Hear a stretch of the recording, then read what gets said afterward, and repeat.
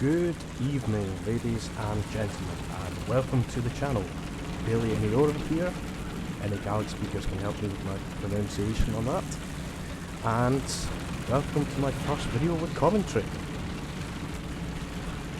This is a rather lengthy video, as I'm sure you can see by the timestamp, and it's in the Black Prince, mainly.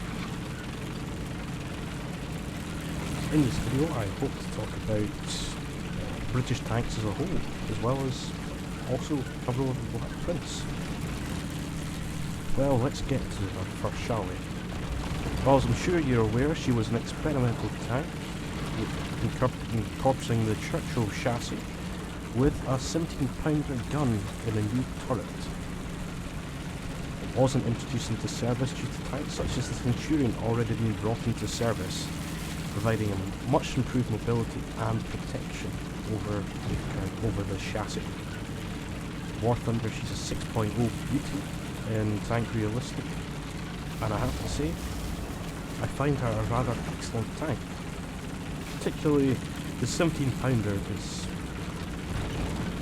well, the armour piercing discarding sable is excellent at dealing out rapid fire punishment, with probably the best feature I find of it being able to penetrate the frontal hull armour of Panther tanks, which, although a lot of them try and protect their turrets,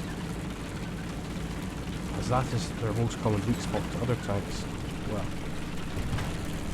you don't really have to aim for that. So if you can aim for the hull, do particularly go for the right side, as you can quite often take out both the driver and the gunner. My reloads given this tank is already under 7 seconds, but I know you can certainly get it lower, as I haven't maxed out the tank leadership skill yet, and I haven't got expert skill on this tank either. Anyway, into the match. This, I'm sure as you can see, this is a tank realistic match on Eastern Europe. In this match I managed to get a full down tier, which in the Black Prince is absolutely devastating, as tanks really do struggle to penetrate your armour. The Tiger H1, even if you angle your armour slightly, has great difficulty penning. The Tiger E, on the other hand, well, with its APCR, it's much easier. Right, here's our first customer of the day. Speaking of one, a Tiger H1. Good first shot. Second one, not so much. However, we do get the kill on the third shot. And as we move up, we'll get a lucky bounce on the right hand side of another Tiger. Yep, that one there. Not too sure how that bounced, but it bounced anyway. This is rather reckless, and you'll notice this throughout the match. I will be playing rather recklessly, but it does pay off in this match.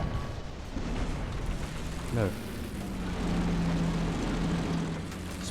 speaking of British tanks and War Thunder, due to the tank tree being so new, it's not fully fleshed out yet.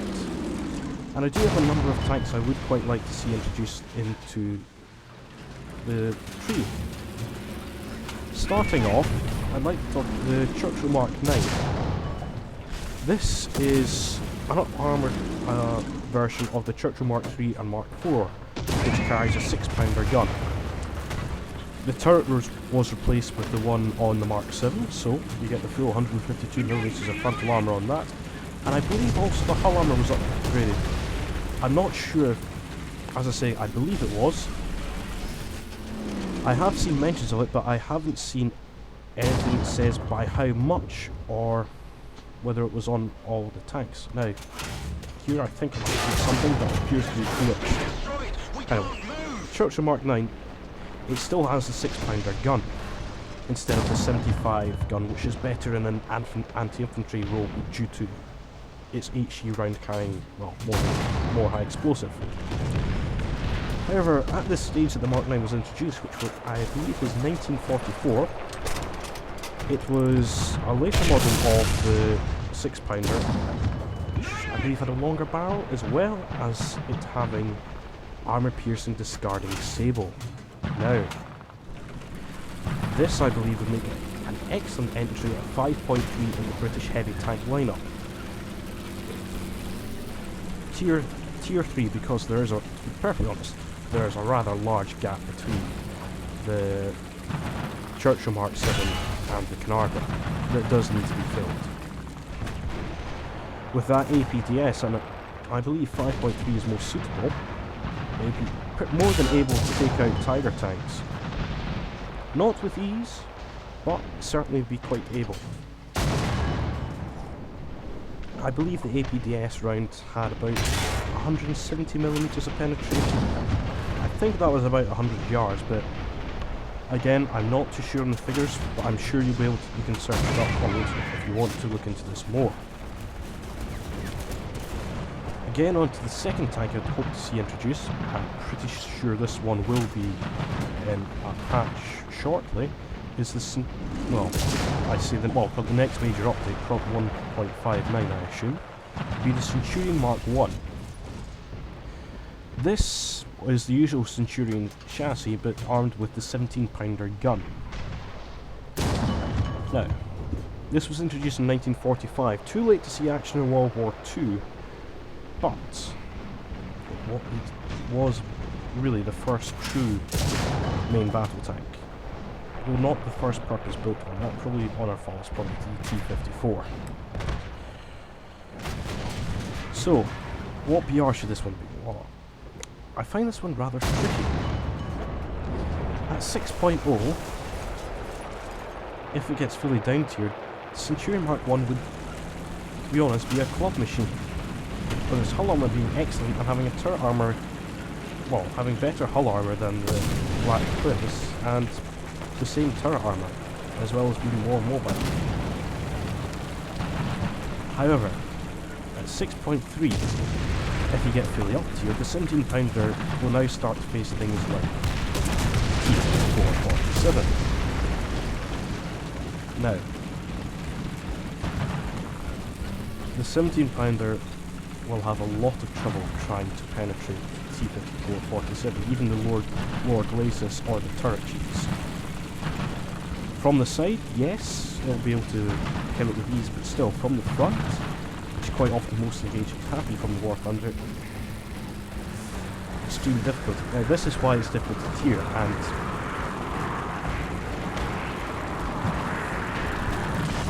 I'd be inclined to say 6.0.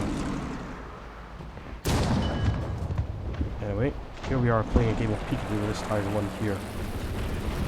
Charge forward rather recklessly here, but fortunately for me, he hit his next round into the dirt just as he pops out about now. There we go. My next shot, I tried to take out his ammo again, but just took out his gunner. As I'm reloading, he'll move back and forth, but he's fortunately hit his ammo with this shot. Anyway. Centurion 1 Mark 1 I believe should be about 6.0. Now, here, you notice I take 2 high explosive rounds. The reason for that is flat trucks like this. Normally, well, APDS is pretty much useless against them, you normally have to use machine guns, but 1 HE round, well, let's just say I don't think he spawned in again.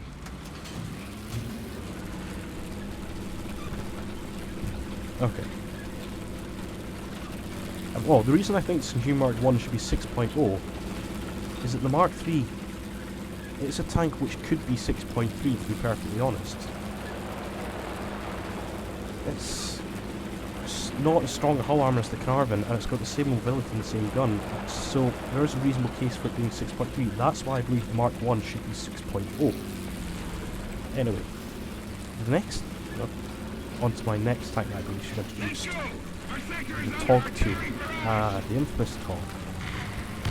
Now, this prototype tank I believe would be, well, as I said, it's a prototype, would be probably best introduced as a premium because of that. It is a rather heavy tank, as I get killed with by artillery. With a 17-pounder gun, it weighed, I think it was in the region just over 80 tons. That's about the same weight as the Tortoise, and it's even slower than it, with a top speed of about 8.5 miles an hour. Is it any wonder it wasn't introduced into service? However, this would probably be based around about 5.0, 5.3. due to having very good armour, 110mm on the front and about 76 on the side. With a 17-pounder gun, admittedly a very slow speed, this will be a very effective tank. However, I wouldn't give it Sable, due to it being built in 1941, and I don't believe Sable had been introduced at that point. It would be, that's why I think it would be an excellent Tier 3 premium, 5.0, 5.3, and people be sure to have great fun in it. Now, the aircraft I'm flying right here, if you play British Ground Forces, spade this aircraft. You want to use it. Here I'm using the two 1,000-pound bombs, but that's not the only loadout for this, the Firefly Mark V. It's got four Mark V Hispanos, not the Mark IIs, and for ground ordnance you can carry basically any, I think it's two 250s, two 500s, two 1,000-pound bombs. You'll also then have the options for 16 rockets. There's then also the option for 8 rockets and two 250s or two 500-pound bombs. Personally, I either go with 16 rockets or two 1,000-pound bombs. And here I am about to make a complete fool of myself. I appear to have been blind while flying over the enemy, and now I'm going to fly some trees. Fortunately, however, I do get the kill on that tiger. And I'm able to spawn in again in Black Prince. Now you noticed perhaps when I was flying over first there was a spawn camper I failed to spot, which I do manage to take out here. However, it is not the only spawn camper. So my teammate marks him for me on the map in that Crusader AA. I'm able to turn round in time and very fortunately somehow bounce this 75mm shell, or over 10s, not sure which. Take out, well, 3 of his 4 crew there, and then shortly finish marking this round. Now, as I move up, there's another nasty surprise that I fortunately spot, killing that Crusader AA.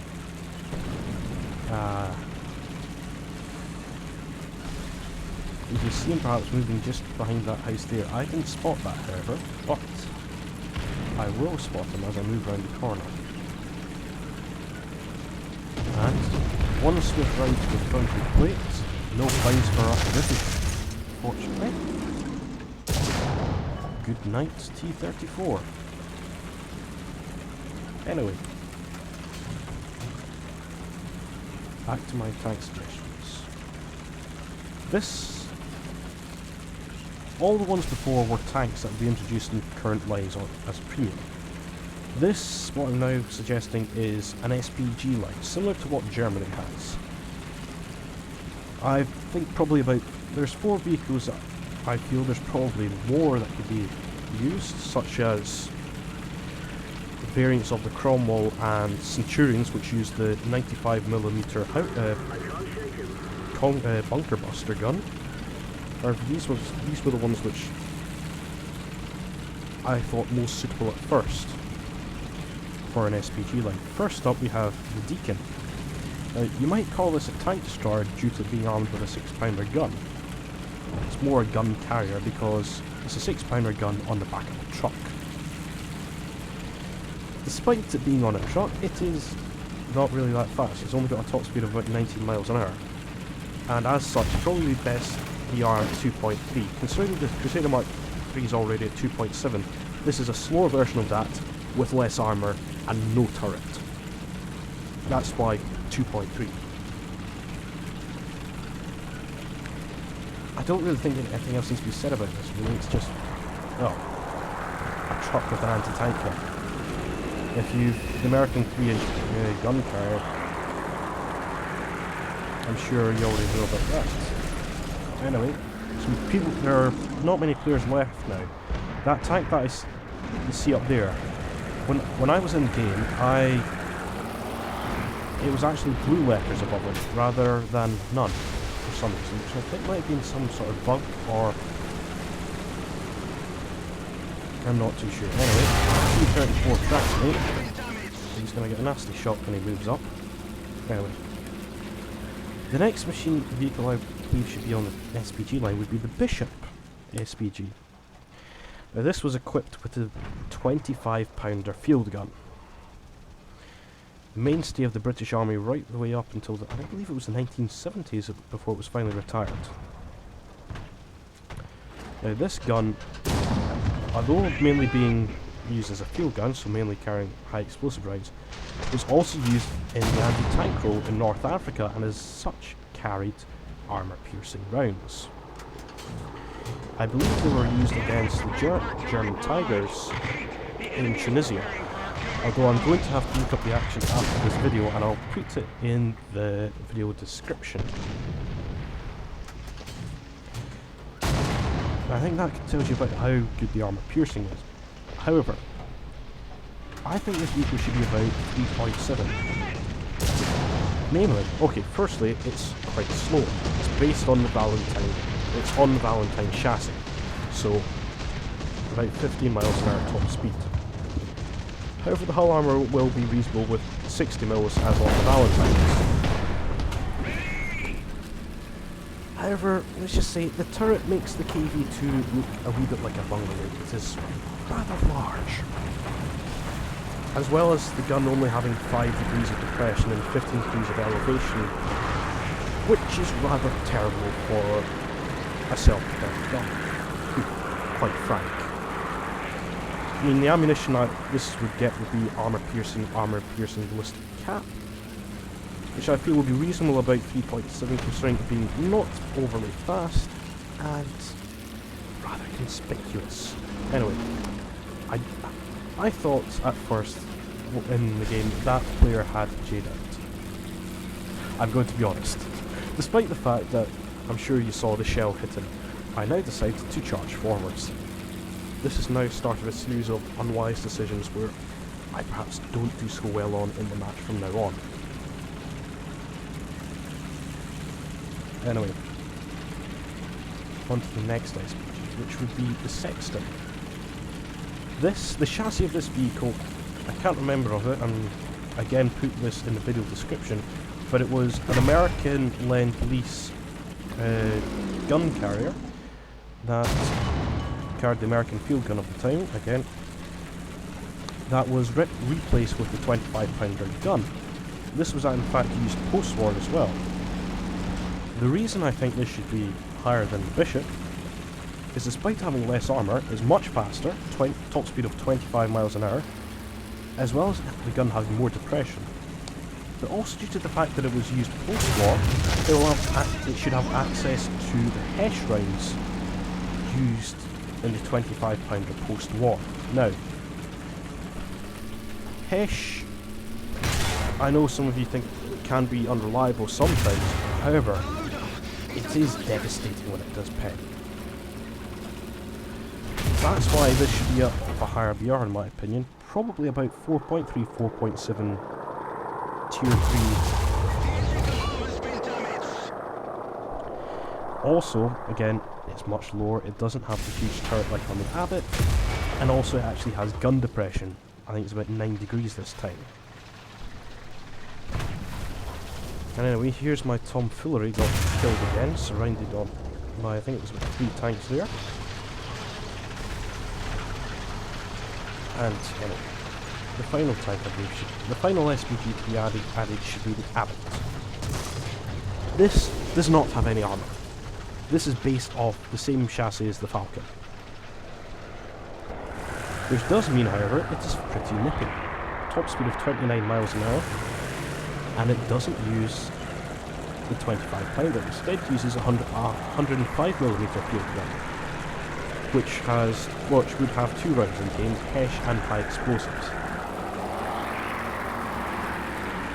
I believe this vehicle should be tier 4 because, well, it only has access to Hesh, so probably about 5.7, where it will be facing Tigers and also it's fully up tier King Tigers, T-34s.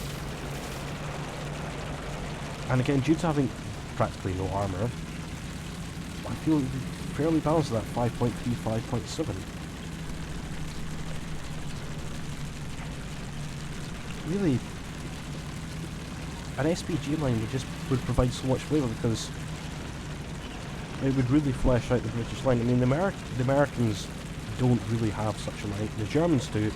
The Russians, their SPGs are really mixed up with their tank destroyers. It would be nice for the British to have a line such as this. Anyway, here I am charging forward like a fool again. As I said, my decision making worsens as the match goes on, as I begin to get a mite cocky, shall we say. However, nothing ill becomes of me so far. I failed to spot that Panzer IV. However, I do continue on my journey forward.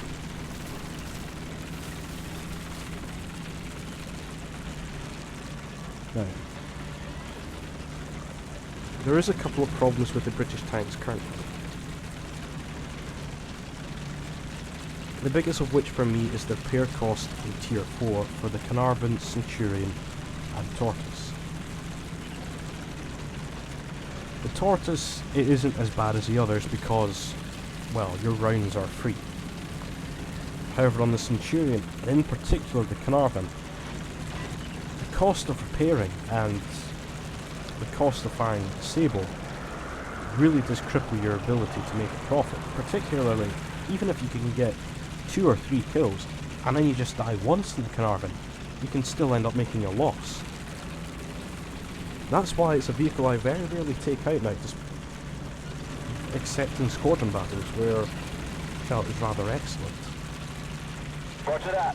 Fire! Well, I can see why the repair costs are so high, because when they were initially introduced, they were very good machines at 6.3, clubbing really in fact. So Gaijin, instead of not wanting to increase their BR, increased their repair cost. Unfortunately then, when they did increase their BR, they didn't decrease the repair cost. This is something which does need to be done, to be quite honest. Otherwise,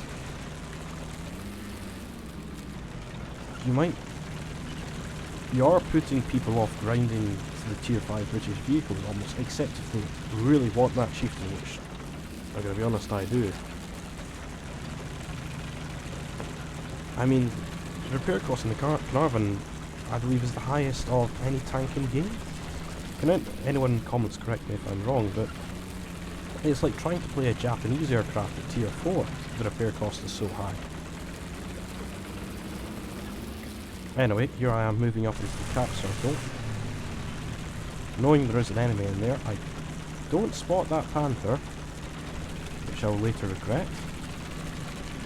However, this T-34 just round this corner, who's capping B, is going to get a nasty shock, as he's expecting me to come up that way road.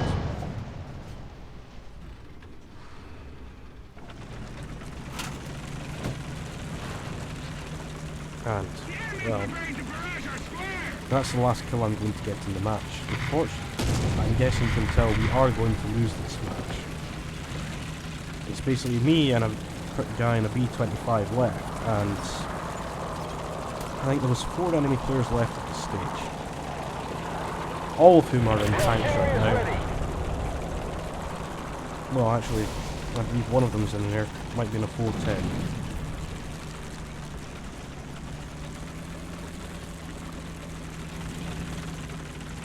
Anyway, as I move up here, I'm going to get shot on that side by that Panther that I mentioned earlier. And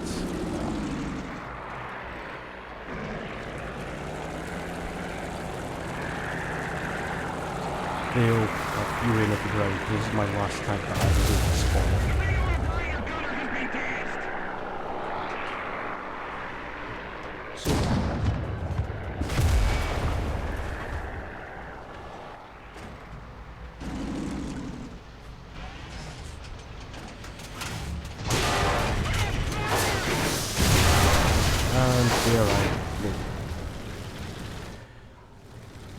Surrounded on all sides, and the paper-thin armour of the Comet. The Comet is an excellent tank, but it is certainly not a brawler.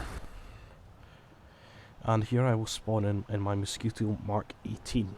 I must recommend this aircraft. If you ever want an aircraft to grind out lines in air realistic, this is it. It's fast at low. It's extraordinarily fast at low altitude, surprisingly manoeuvrable, and that 57mm gun is excellent at popping ground targets. You will consistently earn lines in RP and RP, except on, well, there's two maps really which you struggle on, which is one, Norway, because you can only really shoot up the AA at the bases, and New Guinea, where you will have a Japanese fighter on your tail by the time you reach the tanks.